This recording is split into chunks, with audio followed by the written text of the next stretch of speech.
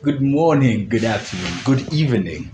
My name is Timo NGURE, and guys, I had the privilege, the honor, and the absolute joy of voicing the book of Ezekiel. Now, let me tell you something. Ezekiel it's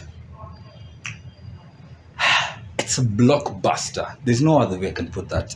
If that book was televised, my guys, it would be probably gory. At the same time, there'd be so much violence. At the same time, there's a man who's sad for a long time. There's a whole group of people, the children of Israel, who are very rebellious, and it would make for fantastic viewing. Actually, just a short run through the whole book. Ezekiel gets to sit down, I think, on the banks of, is it the Babylon River? What river is that? There's a river somewhere. But, and he gets this vision of the glory of God. Now, there's this, utaisikia tu. Can I use Kiswahili? I can? Fantastic. So, you're going to see, you're going to hear the description of this creature, and their wings, their multiple wings, they are joined, there's columns, there's wheels, the four-headed beasts, and then the image of the glory of God is how he depicts it. And he's confused and he's wondering, why is this here not above the Ark of the Covenant? And that's in Babylon. Now where he is receiving this. And so Ezekiel gets visions, very many different kinds of visions, that being one of them. And I think in chapter 4 to 5, he's asked to do some crazy things, some very weird signs and acts. One of them I remember was lying down on his side for like a year, and he has to eat food that is cooked over feces or something, and I don't know what that was symbolizing, but I will go look back at it again. It is very interesting. The story goes on to show how the children of Israel were very rebellious. They all got a heart of stone, and they did not have any care in the world for their maker, their savior, the creator. And so the book continues, and I think we go into probably after chapter 11 is when the story of the judgment comes, the judgment to the children of Israel, or Israel as a whole, and to all the nations. And the symbolism that is used is very interesting. Israel is described as I think, a beast that is tamed. Like now you can imagine a lion that is shackled and all that, as promiscuous sisters, as a rebellious wife, as a burnt stick. And all these are very clear images, but very, let me tell you, I really enjoy that depiction, and I enjoyed that part specifically. And so it continues to show how the children of Israel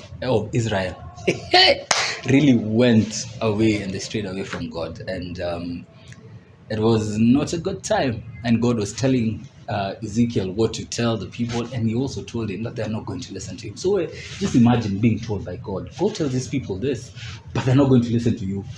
Would you do it? Would you? But so Ezekiel did.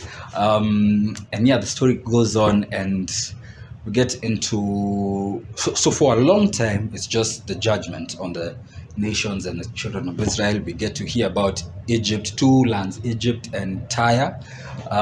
Then over time, you hear about this beast, this creature called Gog. Utaisikia hapo mahali. And Gog is huge guy. He just wants to go against the children of Israel. He's untamed. He's this big beast. But him and his people there are very confusing death, because there's a point where they're swallowed by the earth. They're also burnt by fire. They're also left on the surface of the earth, dead for many months, and they're unburied. And so that is very, you see the part I was telling you where it gets very gory.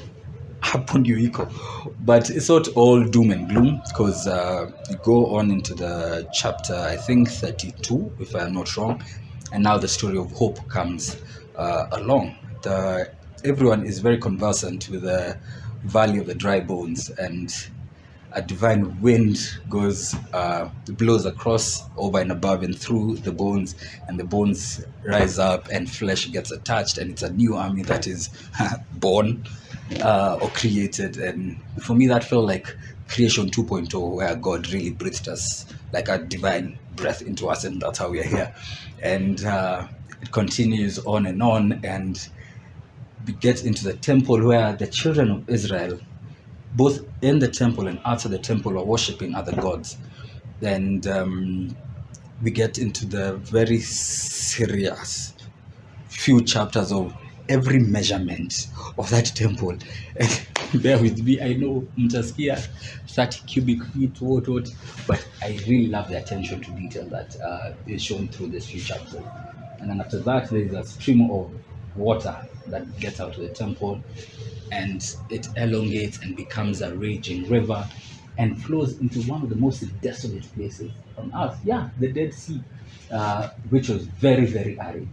Now, just try and imagine a place, sijasema Rongai, but a place that is very, very dry, all of a sudden having this water flow through it, and in no time there's vegetation, there's a whole ecosystem, there's animals of the sea, animals of the land, and a depiction of what the Garden of Eden used to look like. And that place literally gets called "The Lord is Here." And so, yeah, there's no better way to get that revelation of hope. And the book is it's very interesting, and I hope it speaks to you as it did speak to me. It's you're about to go on a very special journey. And so my editor Mali atanisaidia. Was it Michael W. Smith who used to sing ancient words ever true, changing me and changing you? And I hope the words of this book will change you and impact you in a very special way. Cheers, my peeps.